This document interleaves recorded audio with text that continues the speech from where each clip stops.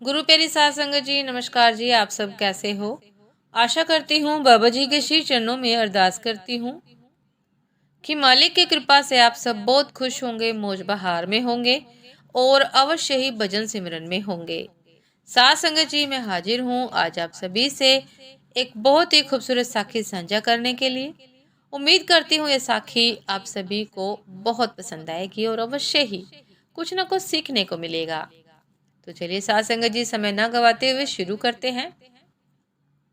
साध संगत जी, एक नगर का राजा जिसे ईश्वर ने सब कुछ दिया, एक समृद्ध राज्य, सुशील और गुणवती पत्नी, संस्कारी संतान, सब कुछ था उसके पास, पर फिर भी दुखी का दुखी रहता।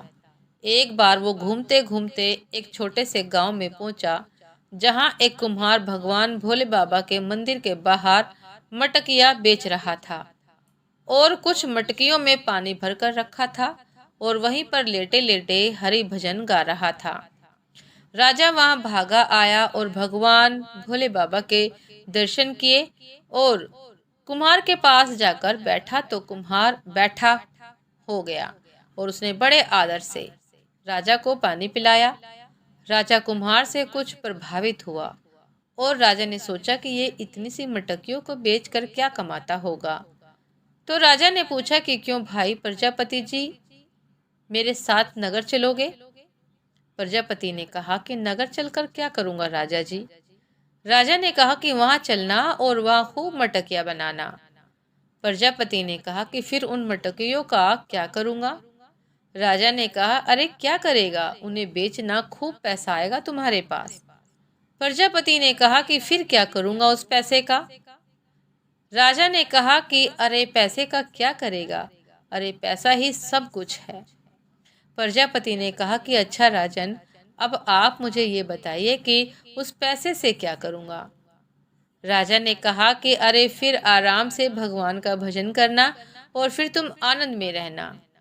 प्रजापति ने कहा कि क्षमा करना हे राजन, पर आप मुझे ये बताइए कि अभी मैं क्या कर रहा हूँ, और हाँ, पूरी ईमानदारी से बताना। काफी सोच विचार किया राजा ने और मानो इस सवाल ने राजा को झकझोर दिया हो। राजा ने कहा कि हाँ प्रजापति जी, आप इस समय आराम से भगवान का भजन कर रहे हो और जहाँ तक मुझे दिख रहा है आप पूरे आनंद में भी हो।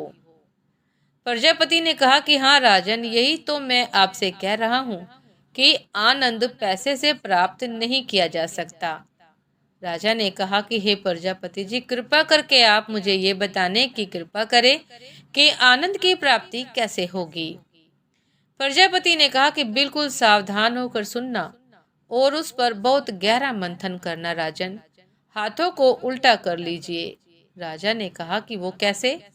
प्रजापति ने कहा कि हे राजन, मांगो मत, देना सीखो, और यदि आपने देना सीख लिया तो समझ लेना आपने आनंद की राह पर कदम रख दिया। स्वार्थ को त्यागो, परमार्थ को चुनो। हे राजन, अधिकांशतः लोगों के दुख का सबसे बड़ा कारण यही है कि जो कुछ भी उनके पास है वो उसमें सुखी नहीं है, खुश नहीं है, और बस जो नहीं है उसे पाने के चक्कर में दुखी है। अरे भाई, जो है उसमें खुश रहना सीख लो, दुख अपने आप चले जाएंगे। और जो नहीं है उसके चक्कर में क्यों दुखी रहते हो? जो पास है ही नहीं उसके चक्कर में क्यों दुखी रहना। साथ संगत जी, आत्म संतोष से बड़ा कोई सुख नहीं, और जिसके पास संतोष रूपी धन है वही सबसे बड़ा सुखी है और वही आनंद में है और सही मायने में वही राजा है। साथ संगत जी, ये थी आज की एक बहुत ही खूबसूरत साखी। उम्मीद करती हूँ कि ये साखी आप सभी को बहुत पसंद आई होगी। यदि पसंद आई हो साथ संगत जी तो लाइक कमेंट शेयर करना ना भूलिएगा। चैनल पर जो भी नए हैं कृपा करके सब्सक्राइब कर लीजिएगा ताकि चैनल पर मिलने वाली सभी शब्द साखियों की अपडेट आप सभी को समय पर मिलती रहे। साथ संगत जी, आप हमें इंस्टाग्राम पर भी फॉलो कर सकते हैं। इंस्टाग्राम का लिंक डिस्क्रिप्शन बॉक्स में दिया गया है। साथ संगत जी, आनंद की खोज में इंसान लगा हुआ है, लेकिन सच्चा आनंद तो वह है जिस समय हमें मालिक की याद आए और सुख से मुस्कुराकर हम उसका आनंद ले सकें। उसको याद कर सकें, मालिक के भजन सिमरन में बैठे हों और मालिक से वार्तालाप हो रहा हो। वही सच्चा सुख है, वही सच्चा आनंद है। और साथ संगत जी, आनंद पैसे का मोहताज नहीं है, आनंद अमीरी का मोहताज नहीं है। आनंद तो केवल परमात्मा के चरणों से जुड़कर ही मिलता है। साथ संगत जी, आपसे फिर मुलाकात होती है एक नए शब्द साखी के साथ, एक नए विचार के साथ। तब तक के लिए दासी को आज्ञा दीजिए। नमस्कार जी। सदा खुश रहिए, मुस्कुराते रहिए, भजन सिमरन करते रहिए। नमस्कार जी।